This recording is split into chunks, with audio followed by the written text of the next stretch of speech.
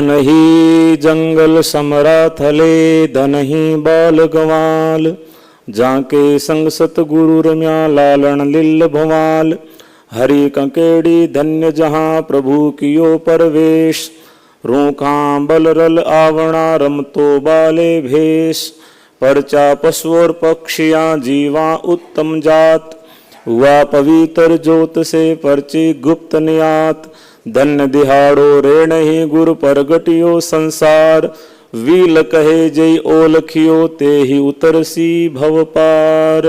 बोलो गुरु जम्बेश्वर भगवान की।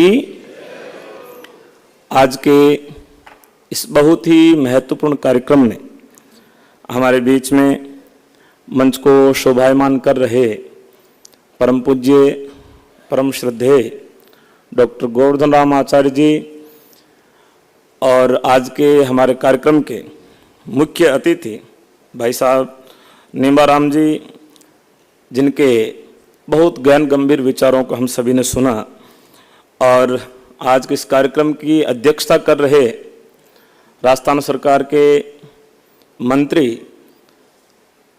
अविनाश गहलोत जी, और इन्हीं के साथ में विराजे हुए हमारे अतिथि के रूप में राजस्थान सरकार के कैबिनेट मंत्री श्री मदन दिलावर जी, और जिनको हमने पहले पर्यावरण के विषय में बहुत गंभीरता से सुना, ऐसे आज के हमारे मुख्य वक्ता और पर्यावरण गतिविधि के प्रमुख हमारे श्री गोपाल आर्य जी, घनश्याम ओझा जी, और मंच पर विराजे हुए सभी अतिथि वक्ताओं का, मेहमानों का परिचय पूर्व में हो चुका है, इसलिए मैं प्रश्न न करते हुए सभी सम्मानित अतिथिगण और सामने विराजे हुए अति सम्मानित श्रोतागणों, चूँकि आप अति सम्मानित है। पहले भाई साहब बता रहे थे कि जब वक्ता ज़्यादा हो और श्रोता वही हो तो श्रोताओं की हिम्मत, श्रोताओं की श्रद्धा और श्रोताओं की क्षमता जो है वो स्तुत्य होती है। इसलिए मैं चाहूँगा कि आप एक बार अपने लिए जोरदार तालियां बजाएं, क्योंकि आप लोगों ने बहुत ही अनुशासन का परिचय देते हुए इस कार्यक्रम को सुना है। मैं केवल 3 बात कह करके अपनी वाणी को विराम दूंगा और केवल 3 मिनट में कहने का प्रयास करूंगा। आज पर्यावरण जो बिगड़ता जा रहा है, इसके संबंध में पूरे विश्व भर में अनेक प्रकार के पर्यावरण चिंतन शिविर होते हैं, और जब से मेरे को इस कार्यक्रम के बारे में जानकारी मिली तो मैं कुछ सोच रहा था कि गुरु जाम्बू जी की वाणी में कुछ नया क्या है जो आज के युग में नया है, लेकिन गुरु जाम्बू जी की वाणी में पुरातन है। तो मेरे को एक नया शब्द मेरे सामने आया, वो था कार्बन फुटप्रिंट। आप लोगों ने शायद सुना होगा, जो पर्यावरण के बारे में जानकारी रखते हैं वो तो जानते हैं, और दूसरे लोगों के लिए नया हो सकता है। और ये बहुत चर्चा का विषय बना हुआ है कि जब भी हम किसी क्षेत्र के बारे में जानते हैं तो वहाँ का कार्बन फुटप्रिंट चेक करते हैं कि यहाँ जैसे ये हॉल बना है या हम कार्यक्रम कर रहे हैं, तो इस कार्यक्रम के बाद में इसका जब एनालिसिस होगा तब वो कार्बन फुटप्रिंट से देखा जाएगा कि हम लोगों ने दिया क्या और पाया क्या। ये 2004 के बाद में पूरे विश्व भर के लिए एक स्टैंडर्ड मानक बना हुआ है, जो हम 2 गैसें जो ग्रीन हाउस गैसों के लिए उत्तरदायी है, उनमें कार्बन डाइऑक्साइड और दूसरा मीथेन, इनको कितनी मात्रा में उत्सर्जित किया गया, इसको मापने के लिए एक पैमाना बनाया गया है, उसे कार्बन फुटप्रिंट कहते हैं।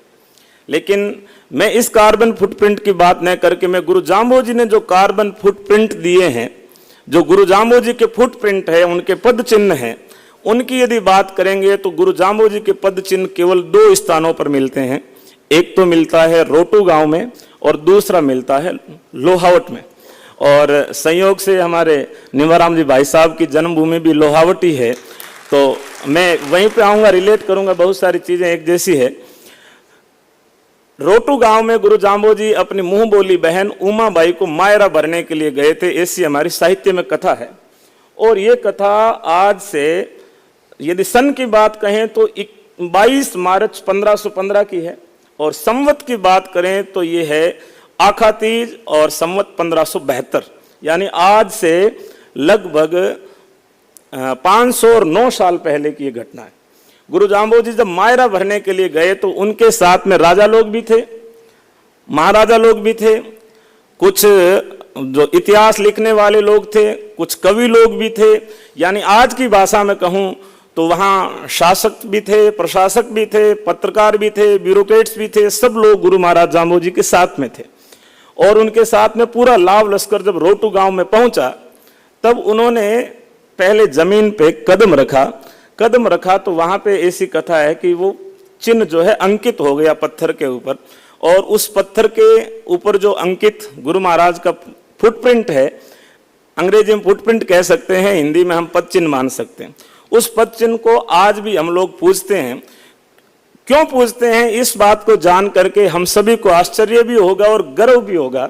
गुरु जाम्बो जी ने पद चिन्ह रखा तब पत्थर गर्म था तो वैसे हम लोग जो होते हैं हमारा तो पैर जलता है, लेकिन वो तो सिद्ध पुरुष थे, इसलिए उन्होंने पत्थर रखा तो पत्थर पिघल गया, क्योंकि उसने रोकर के अपनी दुहाई दी कि देखो आप पधारे हो तो आप इसकी व्यवस्था को कुछ सुधारो। क्योंकि वैसे यदि दूसरी दृष्टि से देखें तो पत्थर तभी पिघलेगा जब टेम्परेचर ज्यादा होगा तो हर चीज पिघलने लगेगी। यानी पत्थर ने पिघल करके ये संकेत किया है कि टेम्परेचर बढ़ रहा है तो कुछ किया जाए। इतनी देर में राजा महाराजा लोग आ गए, अधिकारी लोग आ गए, जिनकी ड्यूटी थी, प्रोटोकॉल था। उन्होंने कहा कि गुरुजी यहाँ आ तो गए लेकिन इतने लोगों का प्रबंध नहीं है, लोगों के रुकने के लिए तंबू तो लगाए जा सकते हैं, लेकिन हाथी है, घोड़े हैं, हमारे जो रथ हैं, बगिया हैं, इनको कहाँ खड़ा करेंगे। आखा तीज तो वैशाख के महीने में होती है, बहुत ज्यादा धूप होती है, और धूप में हम इन साधनों को कहाँ खड़ा करेंगे। तब गुरु जाम्बो जी ने रात में ऐसा प्लान बनाया। मैं आज की भाषा में बात कर रहा हूं, कथा में जो है दूसरी, क्योंकि जैसे आपने बताया कि युगानुकूल व्याख्या होनी चाहिए, सिद्धांत वही है, केवल दृष्टांत नए हो सकते हैं। गुरु महाराज जाम्बो जी ने जो बातें कही है उनको नए युग में हमें रखने की जरूरत है, तो नई भाषा में समझेंगे तो ज्यादा सहजता से समझ में आएगी। उन्होंने कहा कि हमारी गाड़ियां कहाँ खड़ी होगी, इतनी धूप है, गाड़ी में जाके बैठेगा कौन।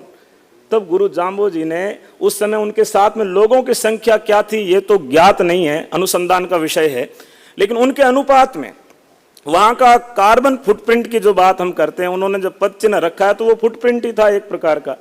उन्होंने रातों रात तैयारी की और तैयारी करके 3700 खेजड़ी के पेड़ रोटू गांव की कांकड़ में लगाए, और आज भी मौजूद है।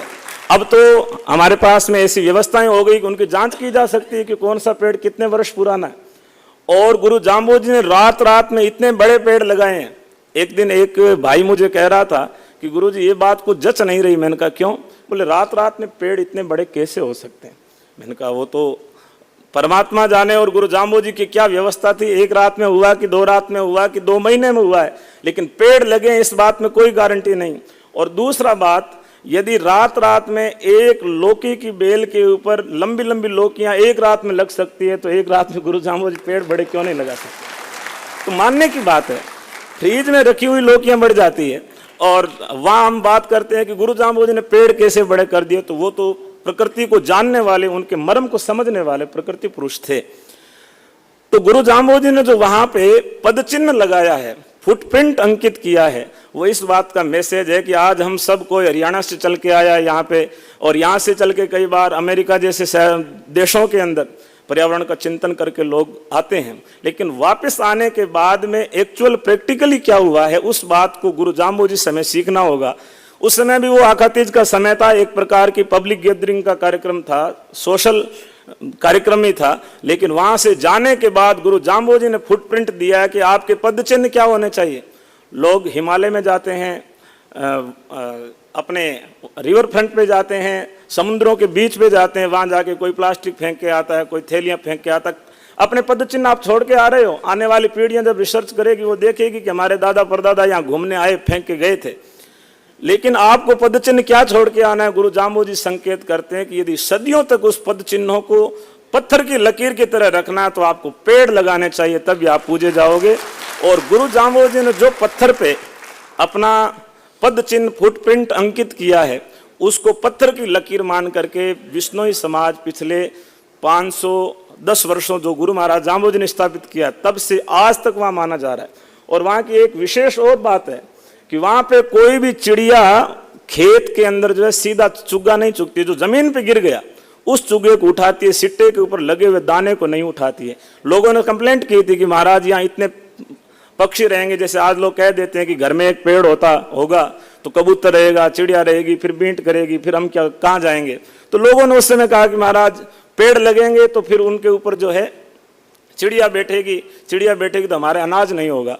तो गुरु जाम्बोजी ने उस समय जो भी मंत्र दिया होगा, वो तो सिद्ध पुरुष थे और परमात्मा के अवतार थे, उन्होंने अपनी भाषा में उन चिड़ियों को संकल्प दिलाया कि जब तक ये लोग तुम्हें हाथ से दाना डाले तब तक तुम्हें चोंच से इनके खेतों में से चुगना नहीं है। और आज भी वहां पे चिड़िया चुगती नहीं। तो वहां के फुटप्रिंट की बात करें तो वहां हम इसलिए पूज रहे हैं, हमारे यहाँ पद चिन्हों को पूजने की परंपरा नहीं है कि गुरु जी के पद चिन्ह गिर गए तो वहां हम पूजना शुरू कर दें। लेकिन उन्होंने जो पद चिन्ह बनाए हैं ये एक प्रैक्टिकली मैसेज है और उन पे हम चलने का प्रयास कर रहे हैं। तो पहला पद चिन्ह वहां पे है और दूसरा, उसकी कथा बहुत संक्षेप में बता देता हूँ। तात्कालिक जोधपुर के नरेश थे राव मालदेव, वो राव मालदेव लोहाउट गए थे और वहाँ उनके बीच में संवाद हुआ 3 शब्दों को लेकर के। शब्द संख्या शब्दवाणी में 93, 94 और 105। उनको यदि आप गंभीरता से अध्ययन करेंगे, जो लोग थोड़े बहुत भौतिक फिजिक्स का जानकारी रखते हैं या जो एंथ्रोपोलॉजी के बारे में थोड़ी रुचि रखते हैं या अपने जो इवोल्यूशन हुआ है इसके बारे में जो लोग विश्वास रखते हैं, उनको ये 3 शब्द पढ़ने चाहिए। 3 शब्द पढ़ोगे तो आपको पता चलेगा कि गुरु जाम्बोजी ने सूत्रात्मक रूप से राव मालदेव को वो सारी बातें बता दी। और जब राव मालदेव ने कहा कि गुरुजी अब आपने बातें तो बताई, अब हमें आगे करना क्या चाहिए, तब गुरु जाम्बोजी ने वहां पत्थर पे चरण चिन्ह अंकित करके कहा कि 2 जुग छोड़ विष जे चाहो तो कैया करो हमारा, इंद्रपुरी बैकुंठे वासो पाओ मोक्ष द्वारा। यदि 2 जुग को छोड़ के तुम विष चाहते हो तो मेरा कहना मानो, इसी में तुम्हारी भलाई है। मैं जो रास्ता दिखा के जाऊंगा उस पे चलते रहोगे तो तुम्हारा कार्बन फुटप्रिंट जो है बिगड़ेगा नहीं, वो सदा एक जैसा रहेगा। आज हम कार्बन फुटप्रिंट की बात कर रहे हैं। जैसे भाई साहब पहले बता रहे थे कि पश्चिम का विद्वान कोई बात कह देता है तो सब लोग तालियां बजा के मान लेते हैं, लेकिन गुरु जाम्बोजी ने उस समय जो फुटप्रिंट की बात कही है वो कहीं ना कहीं सिंबॉलिक रूप से हमें मैसेज यही दे रही है कि आपको इस प्रकृति के साथ में जो है तालमेल और रिदम लगाते हुए चलना पड़ेगा, तभी आप लंबे समय तक सुखी रह पाओगे, नहीं तो लंबे समय तक सुखी नहीं रह पाएंगे। और मैं आज यहाँ जामाणी साहित्य अकादमी का उपाध्यक्ष होने के नाते बता देना चाहता हूँ कि जामाणी साहित्य अकादमी इसीलिए स्थापित हुई, जैसे आप श्री ने पहले कहा था कि गुरु जाम्बोजी की शिक्षाएं जो केवल बिश्नोई लोग सोच रहे थे कि हमारे लिए हैं, वो सब तक पहुंचनी चाहिए। तो उनको एकेडमिक रूप दे करके एकेडमिक स्तर पे उनका प्रचार प्रसार करने के लिए जामाणी साहित्य अकादमी की स्थापना सन 2011 में हुई। और तब से लेकर के अकादमी के 3 मुख्य माध्यम है जिनके माध्यम से गुरु जाम्बोजी का शिक्षाओं का प्रचार प्रसार होता है। सबसे पहला जो हम लोग देख रहे हैं ये संगोष्ठी के माध्यम से अलग अलग विश्वविद्यालयों के साथ में, शिक्षण संस्थानों के साथ में संगोष्ठियां करके अकादमी जो है ये कहना चाहती है कि हम आपको गुरु जाम्बोजी की जो बातें हैं उनको साथ में लेकर के उनको आदर्श मान करके आज के युग में सामयिक चिंतन करें और विश्व भर के दुनिया भर के जो विद्वान हैं उनको एक मंच पे एक जाजम पे बिठा करके गुरु जाम्बोजी का साहित्य दिया जाता है ताकि वो इसके ऊपर चिंतन कर सके।